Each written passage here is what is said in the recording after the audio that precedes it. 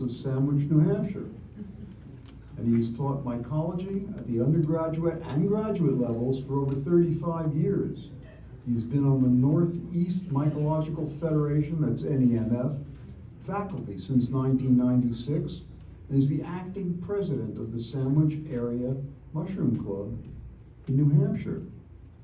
My pleasure to introduce. Please give a round of applause, Rick Vanderpool.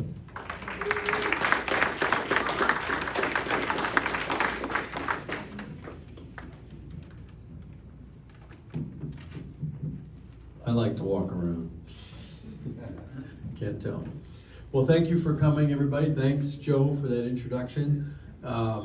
It's my pleasure to be actually my first time at COMA. Some of you heard me last year over the wireless there. I had to zoom in because I had COVID. Yeah, it took me 4 years to get COVID, but that's it does catch up with some of us eventually. I have the distinct pleasure of talking about an absolutely beautiful part of this country and continent, really. And I was just curious, how many people have been to Alaska? Just, all right, enough that I've got to be really factual. Okay, I'll do my best. If you haven't been, you've got to go. I should have asked, how many of you have not been to Alaska? Come on, yeah. Start packing. What can I say? As some of you know, I've had the pleasure of having helped sort of educate Noah Siegel, who is currently there doing the forays that I'm going to talk about. And Noah just sort of smugly said last week, well, you realize how much rain they've had in Alaska versus what is not here. And of course, I'm going to take all pictures of all those mushrooms out in the barn and send them and say, see, it's not so bad. So, all right, well, we'll get started, and again, we can do questions in situ, as it were, but otherwise, let's wait for the end. So, mushrooming Alaska, yeah, can, at least to some people, perhaps, if you haven't been there and don't know what the habitats are like, can seem a little bit like, maybe mushrooming on Pluto. Perhaps a little bit foreign, but actually it's not. And when you look at some of the boreal and montane habitats, there's a lot of overlap, especially here in the Northeast. And I might suggest as you go north into New England and into Quebec, some of the maritime provinces, you'll see a lot of similar plants and fungi. Of course, if you're looking, 8,000 feet to 10,000 feet up to the tops of the mountains, then yeah, things look kind of different when you're there. And certainly when you're over Alaska in the air, it's very clear that you have, as you approach, flown into a completely different environment that has a tremendously well-endowed amount of ice and snow. You have some of the largest alpine, in fact, the largest alpine collection of glaciers between upper British Columbia and Alaska on the continent, certainly. And these are, in some cases, the largest continental glaciers in North America. That's the Bering Glacier, and it's about 32 miles long, shrinking as most alpine and valley glaciers are in the Arctic, but nonetheless, tremendous size of the ice that takes at least 7 or 8 minutes at jet speed to fly over. So when you look at Alaska, of course, you have to realize, everything's a lot bigger. One state that spans, I don't know how many states if you crunch it up into the Northeast, but probably everything north of North Carolina to Michigan and up to Maine, 665,000 square miles and 375 million acres. And of course, just putting it in perspective, if my memory serves, both New Hampshire and Vermont are about 5 million plus or minus acres. Connecticut, I think somebody could probably tell me, I think it's like 3.2 or 3.3 million acres. So a tremendously much larger state with a huge amount of diversity. when you look at the basic sort of regions of Alaska in terms of ecosystem types, you have, of course, the North Slope, as a lot of people call it, the Arctic National Wildlife Refuge, you know, Prudhoe oil fields and all of that up here north of the Brooks Range, which more or less separates that North Slope from the interior, what they call the interior part of Alaska. Fairbanks is actually very much in the southern part of that. And then you've got Western Alaska, which is a sort of a different region with much smaller trees, different types of precipitation, different times of precipitation. But the focus area that we'll really talk about today or this evening is this southern part of Alaska that includes the Panhandle all the way down into British Columbia here, and on that side, the coastal British Columbia, and then all the way out to Kenai and into the Aleutian Islands, the start of the Aleutian chain.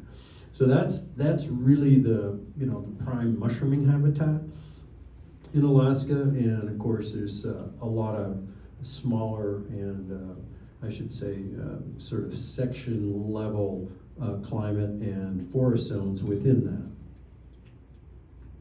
When you look at the vegetation types that include where those temperate forests are, you can see in green here that they're largely confined to the southern part of Alaska. So if you're really thinking of doing some mushrooming for what Alaska is famous for, and I'll show you a few of these tonight, those are the areas that you really want to focus on.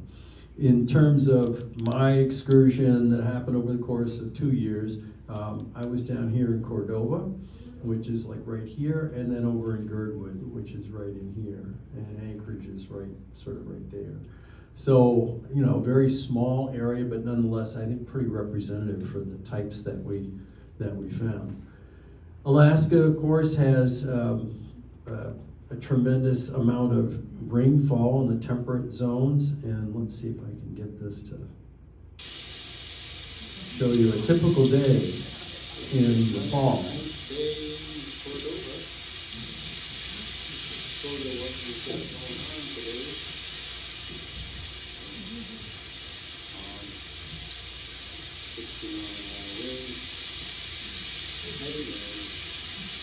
60-mile-an-hour winds, about 4 inches of rain an hour. Yeah, and that's where I stayed at the Forest Service bunkhouses the first year, 2017. And yeah, when the rain hits the roof, you're not sleeping. I can tell you that from personal experience. But there is a lot of rain in that time period, and that's why it tends to be the best mushrooming season in late August and September into early October, and then you start getting a change into snow. So that's the kind of forest you're dealing with. You're looking at a lot of conifers. These, of course, are well adapted to high moisture conditions, coastal sort of temperate temperatures relative to how the ocean temperature will affect coastal fog and the retention of moisture. If you're looking at multi-storied understory or multi-layered understory with several different sort of canopy closure conditions, from gaps where you get things like this, well, let's see, that is Oplopanix. I can't remember the common name for that thing. Spinier than Dickens. You don't want to walk into that. Yeah, Devil's Club. And then you have Salal and a number of ericaceous plants in the understory. But in between those, outside of the gap areas, you do get some nice mossy, sort of clear understories, and I'll show you a couple pictures of that. The amount of old growth there, nobody really knows, but I can tell you that people mostly settled Alaska, not so much for the timber after a certain period of time. The fishing and the wildlife were really what were drawing people there, as well as, of course, the mining that took place for years and years, and it's still going on. So a lot of resources being extracted, and if it wasn't economical to get the wood out, then they didn't, so you can actually come across some absolutely stunning forest types that haven't been touched effectively by, at least by humans in the last several hundred years. This is another forest type that we mushroomed in, just to give you a little example of what this looks like. Heney Range Trail. Across the second bridge. Old growth spruce. A lot. At least it appears that way. And these trees were over 8 feet. That's about 8 or 9 feet in diameter, that's Sitka spruce. Rubies berries underneath, remember story? Braided strings loaded with dead salmon. It stinks like Yeah, I don't know if you could hear that, but I was describing how the odor of rotting salmon was just all pervasive. And if you are there at that time of year when the salmon are spawning in the streams and basically going up to lay eggs and die, well, let's put it this way. The first thing that you want to be thinking about are bears. And it's not grizzly, it's not Alaskan brown bears, you know, those guys out in Kodiak and all. No, this is the usual sort of typical black bear. The difference, instead of raiding garbage dumps and your, you know, garbage cans in your garage or whatever you've got in terms of black bear problems in the Northeast, they're basically after the salmon, and you are a competitor to them, and so they will make no bones about taking you out of the gene pool. So we were required to carry pepper spray and or pistol, and on most of the excursions that was just, you know, it was mandatory equipment. And here I was on this spruce flat, and everywhere I looked I could see bear tracks, bear poop, and salmon, and I had that pepper spray just like, you know, I was trying to be like Roy Rod, you know, whatever, practice, you know. So this is some of the diversity that you see as you go up in elevation, and that's another big difference in Alaska. You start down at the seacoast there, you know, at sea level, and you do have, of course, in a lot of lowlands, some forests where the timbering was optimal because of the species that were growing there, but you soon get up into old growth in the valleys, and as you get up to about, this was about 25 or 600 feet elevation, you start to break out of the trees. And you'll have what is just, I mean, it's for those who've been there, you know what I'm talking about, undescribable amounts of peat forming wetlands. So peatlands, and these aren't like basins; they're like blanket bogs, what they call in the like Labrador, Newfoundland area. And so you have these deep beds of sphagnum moss and a bunch of other mosses that are on a slope that have anywhere from 10 to 12 inches of organic matter at the surface, and mushrooms are basically everywhere. I mean, you can't step without stepping on a mushroom. And for those of you court lovers, you'll be in heaven, because there are probably hundreds and hundreds of cortinarii in Alaska, and I'll show you just a few of them, but I can tell you that, yeah, that makes it a little bit challenging. But just a great landscape, and of course, as you get up above the trees, you have some alpine lichens. Lichen amphelina is not uncommon, Arenia species are not uncommon, some hydropus that are up in that zone, and plus a lot of the usual, you know, subalpine to alpine cortinarii. So we know that there's at least 1,500 species of macrofungi in Alaska, and the estimates, at least as far as I have heard, is over 5,500 species. New species are being described every day. I'll show you one that's got a known prob on it later, and there's just a lot of territory, of course, to cover. So very little, and I think that's actually not too bad when you, if that number is in fact true, 1,500 out of 5,500 is not too bad considering how big Alaska is. But keep in mind that the best mushrooming and the highest diversity are in the temperate rainforest. So that's a very, you know, relatively small, less than 10% of the area of Alaska. at least 165 vegetation types. In the coastal zone, there's about 28 that I visited over the course of the 3-week time period that I was there the second time, 2 weeks the first time, more or less. And of course, there's a lot, as I said, unexplored territory. So there's the big question. Yeah, well, you be the judge.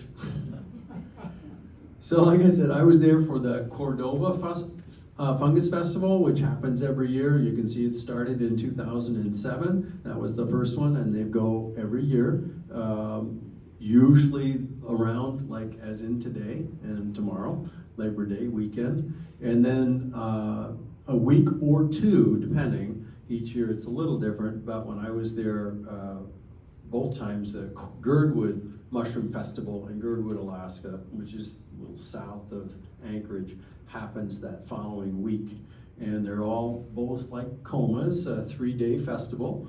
And you've got all kinds of folks that are out there collecting, and some of the sites that you see besides dead salmon are a lot of mushroom dishes being cooked up. And there's, in Cordova, the town kind of opens up to the public. They have a huge sort of representation from the Salmon Federation folks, and there's this big wild mushroom / salmon fest dinner. That's the sort of culminating event on Sunday afternoon. Yes? How do you think, like that salmon there? Yeah. How do they wind up so far away from the water where they die? Well, in this case, there's a stream. You can see that it's right near the edge of the stream. Oh. And so they go up these small, sometimes big rivers, but ultimately end up at these very small streams. And all they need is a little bit of a gravel bar to lay their eggs and, basically start the next cycle of salmon. And what, the point, besides the fact that you've got a lot of critters, including these Korean black slugs, eating these guys, is that these individuals return to the very same sites that they were born in. And one of the things that we try and communicate with the folks in the salmon community, and because it's a huge industry, of course, in Alaska, is that fungi are absolutely essential to that whole picture, because their nasal sensory organs are picking up olfactory clues for where they were born, and most of those are fungally related. So it's a complex of mushrooms in the soil that release chemicals that absolutely sort of geolocate their natal sites. And without the fungi, they wouldn't be able to orient back to their site where they began. So there's a huge connection, and that's one of the sort of messages that both Girdwood and Cordova Mushroom Festival folks try and make, just to try and tie things together. So a couple of unique Alaskan beauties, so-called. Lactarius cordovaensis is a species that's endemic to the Cordova area, and I think it's less than like 45 or 50 square miles, if my memory serves, in terms of the range of that species. And that was one of the first ones that, when we were talking about the West Coast rare 20 species, what are we going to post up there that are endemics, that are, uncommonly collected and are large enough and evidently identifiable enough to be found? And that was one of the ones that we put on the list. And of course, for you bolete lovers, I'll just say edulous. I should probably write edulous group. There are just an absolute ton, well, no, more than that, probably hundreds of tons of Boletus edulus, what we call an edulus group, growing at that time of year. And that's, associated with Sitka spruce. That's their primary associate. And of course, wherever the zone of Sitka spruce is, you can find edulus growing at that time of year. There's good amounts of rainfall. That's Noah holding this guy right here. He's got a little button that's about 8 inches tall, and those caps are about 6 or 7 inches across. So at least for Cortinarius caperatus or caperata rather, that is, yeah, they tend to be a little bit larger in Alaska. We have some ones that we certainly know as well in the lichen community. I got into the lichens a little bit just because that's one of my passions, and it's harder to find Spherophorus in the Northeast. You can find this species. It's not super common, but in Alaska it's really, really common. And it's what I love about this, Spherophorus, right, spherical, has these black circular globular mesodia at the tips of the branches. And so it makes it a pretty easy lichen to identify. A couple more that we might be familiar with that occur out there. This Gliophorus psittacinus, the parrot waxy cap I've heard it called. And in this case, the variety is psittacinus for the most part, and so they get this beautiful greenish color when they first come up, and of course fade like the ones we get here that fade to orange or yellow.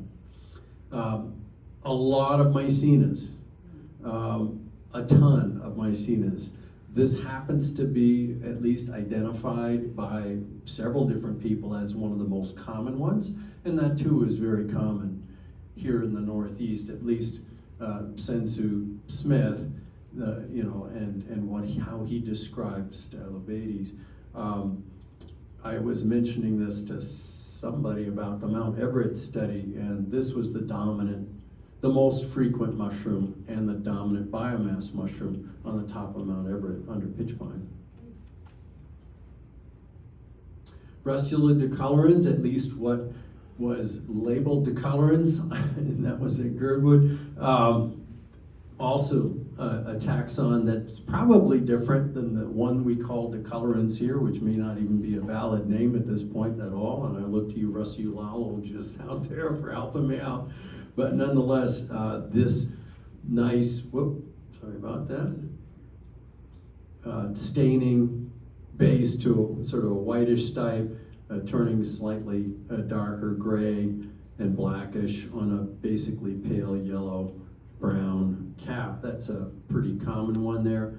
And this Cortinarius, which I put it in the group, has the features. We know it's, and actually Noah advised me it's an undescribed species, but it's close to Cotoneus, which is something that we have also in the Northeast, at least under that name as described. And of course, what would a slideshow of Alaskan fungi be without this beauty? And that was a pretty small one, relatively speaking. There were several that were 18 to 20 inches tall and 10 inches across. And to walk through I thought I was like, Alice.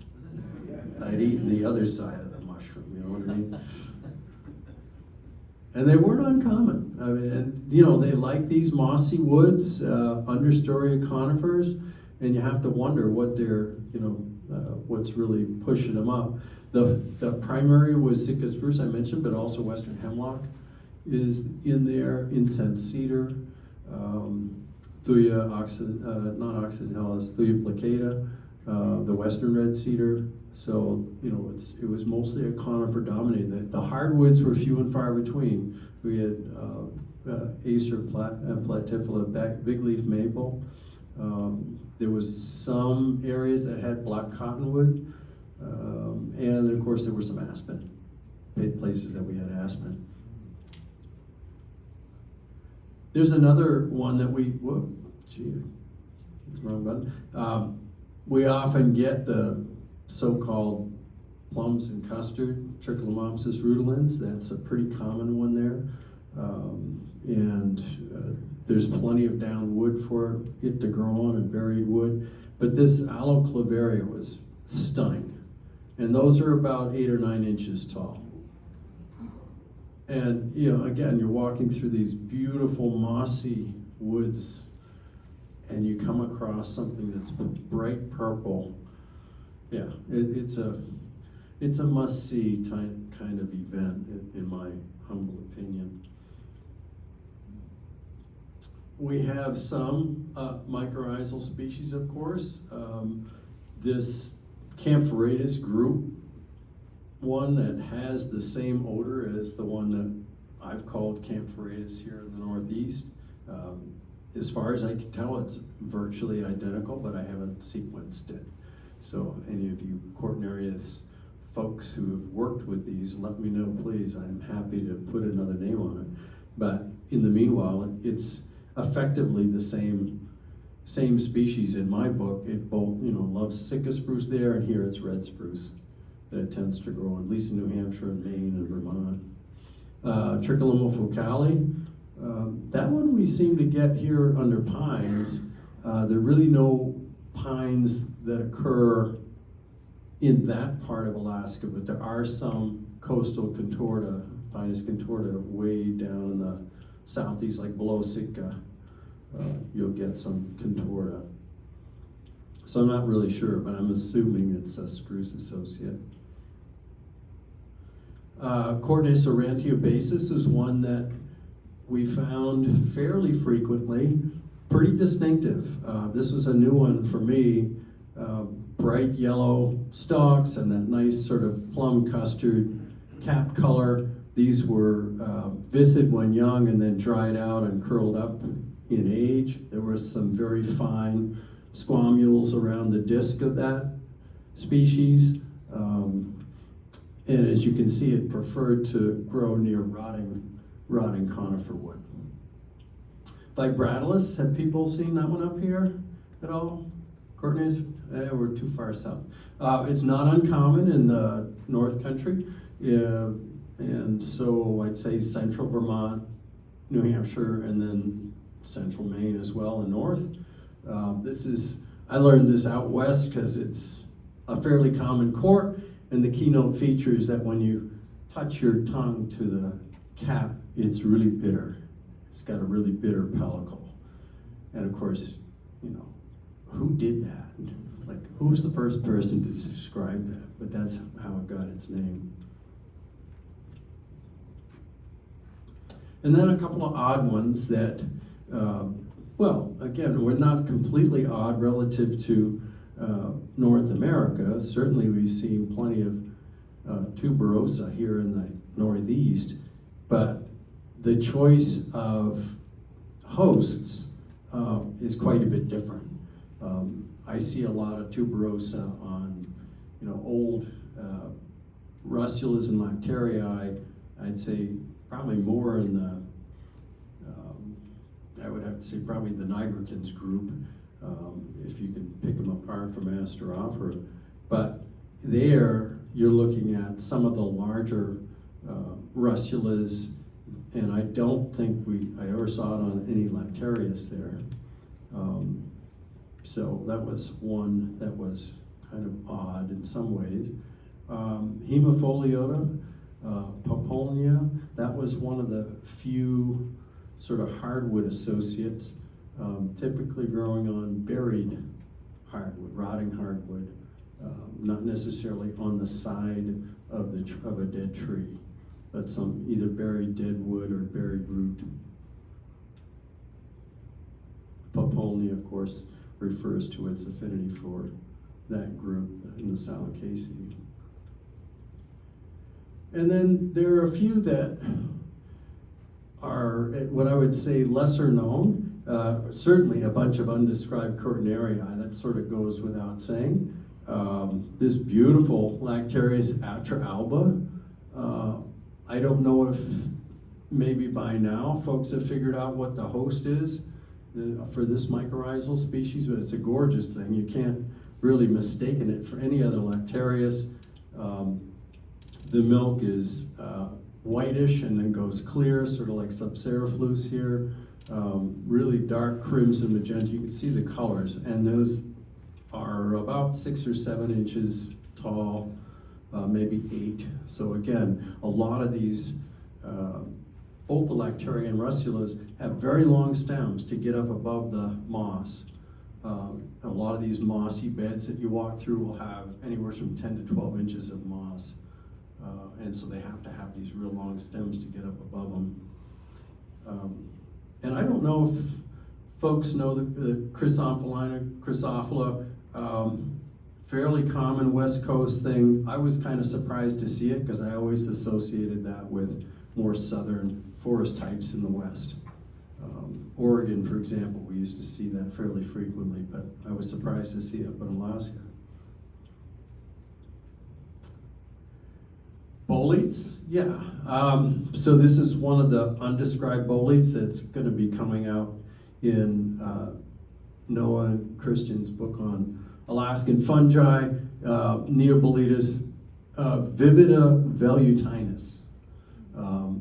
Very vivid. This sort of doesn't quite do it, the lighting here, but it is absolutely bright red. It sort of reminds you of almost the color of, Boletus frostii or Ruber boletus. Yeah, just unmistakable. Here again, a conifer associate, which, most of our bright red or red pored boletes here in the Northeast are hardwood associates.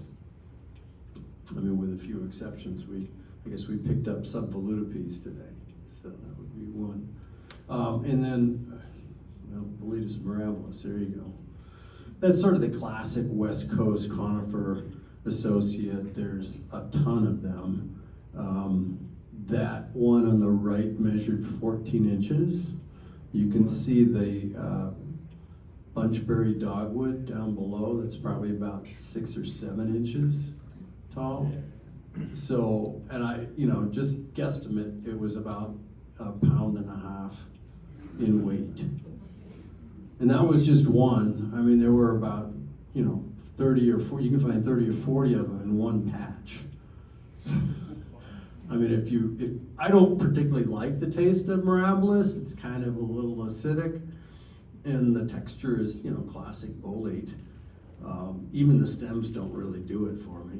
But if you really wanted to put up some food, no offense to all you hunters out there, no ammo, no blind needed, no license, no permit. You go out and you collect 40 pounds of mirabilis in about 5 minutes, and you've got your winter supply. And of course, sometimes if you're not there fast enough, and don't ask, I know it's a hypomyces or subdomium mold, whatever, but there are a lot of boletes that have hypomyces on them in a fairly short order.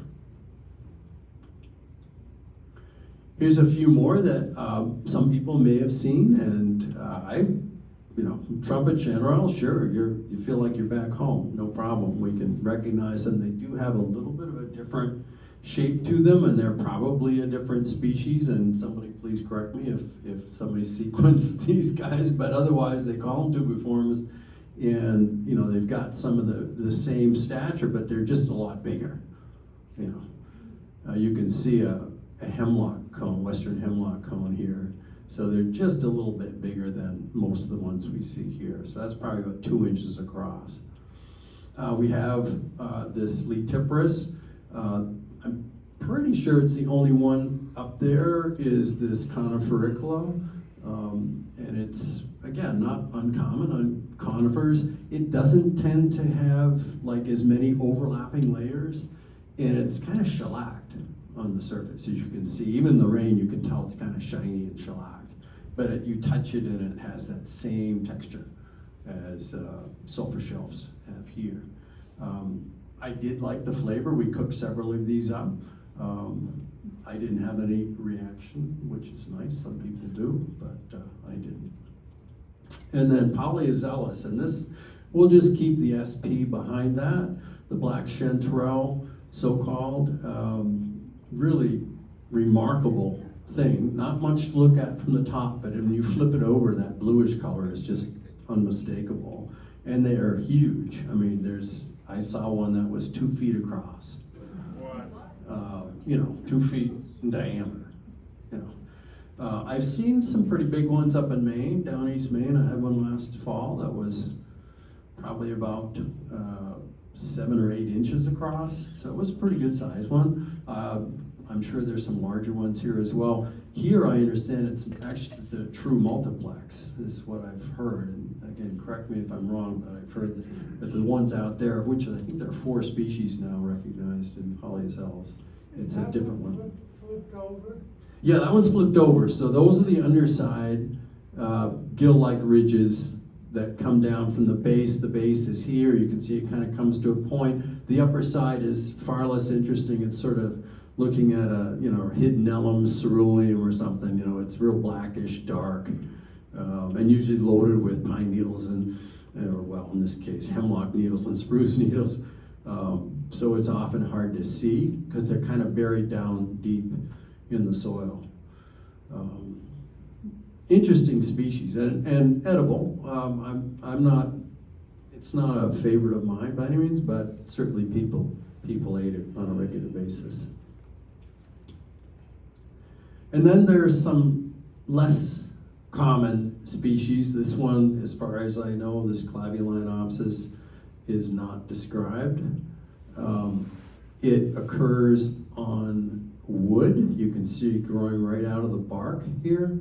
And I'm trying to think if there's a Clavulinopsis that's really a wood associate here in the east. I can't think of one offhand. Russulus stuntzii, named after Daniel Stuntz, formerly the mycologist at the University of Washington. Yeah, that's an uncommon mushroom. We did pick up some. This was again in Girdwood, so it's a little bit drier conditions over in Girdwood than Cordova, and perhaps that's the reason why there's a few more of them there, but I think this was the only collection that year. And then I'm pretty sure this is the same species, the stalked crep or Crepidotus stipitatus, as the one we get here, which is also an uncommon species, even here in the Northeast. I know we've gotten it in nymph a couple times. I think I had one collection last year in New Hampshire, but otherwise it's pretty uncommon. And then there's a few that we'd really like to know some more about. Nectriopsis. There's no INAT records for this species in Alaska. That's because I didn't load that up into INAT at the time. And there's just a handful for North America. Most of them are in Quebec. So Nectriopsis violacea, I don't know, do you know that one, Roz, at all? Have you? I think I've seen it.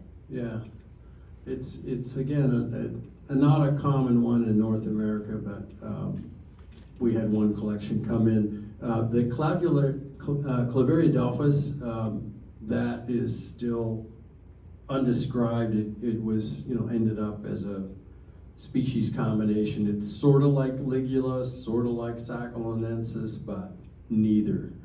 And then this one, the Hypochriopsis, we put the kissing cousin on our Northeast rare fungi list, and Lichenoides is on the rare fungi list for the West Coast, because there just aren't a lot of collections. And I kind of figured out why. When I found this, I was in the Copper River Delta in an alder floodplain, mostly open floodplain, because it was in the sort of like 10 or 15 year floodplain zone.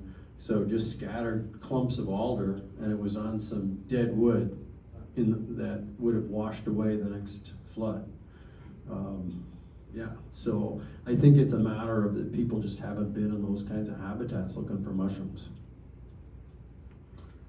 And then a few more. We have Loberia pulmonaria and quercusans here in North America, Northeast, Northwest, but Pseudopulmonaria is a different species that's pretty uncommon and has these really bright orange apothecia that are discoid and not cupulate. And that's a kind of a different look for a Loberia. And so that's a pretty restricted northwestern one. This Cortinarius is undescribed. It's in the Triganus group. It has that sort of foul, what people say, you know, gym socks or locker room smell, whatever you want. But that's another one that has only been collected a few times. And then there's just a lot of cladonias that, you know, people need to work up. You know, we've had a lot of great collections of cladonia. Cladoniaceae, you know, is really, you know, rich in the Northeast, but in Alaska, there has not been a lot of work on that species. And then just one more. This I picked up on alder. I'm sorry for the photo, it was the only one I had. But you get the idea. That thing's about 1 inch to 1.5 inches tall. And it's this slimy, gelatinous thing that, you know, Ascomycete with, you know, sort of a discoid head. And that's pretty white, and you get a little bit of a puncty on the stalk and on living alder. Yeah, I don't think anybody there had seen it, and yeah, there was no name put on that. So just to wrap up, we had a great crew. We collected, I think, 283 species at Girdwood the first year. The second year was a little bit better. We had like 300 species, so that gives you an idea of the diversity that you can pick up in a weekend. We had some great people collecting. It's a real community event, and a lot of folks really look forward to it. There's some, you know, of course, the vendors that come and do their thing, and, you know, the people fly in from all over, and either they're arriving by boat or they're flying in, because there are not a lot of roads in Alaska.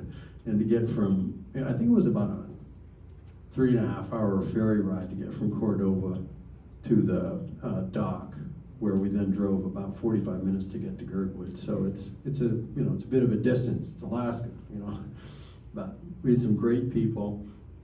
This was the crew at the conference, the planning and faculty at the Girdwood Festival. And there's just a couple, you know, Noah's here, Steve Trudeau, you know, a couple of the organizers, Beth, and yeah, some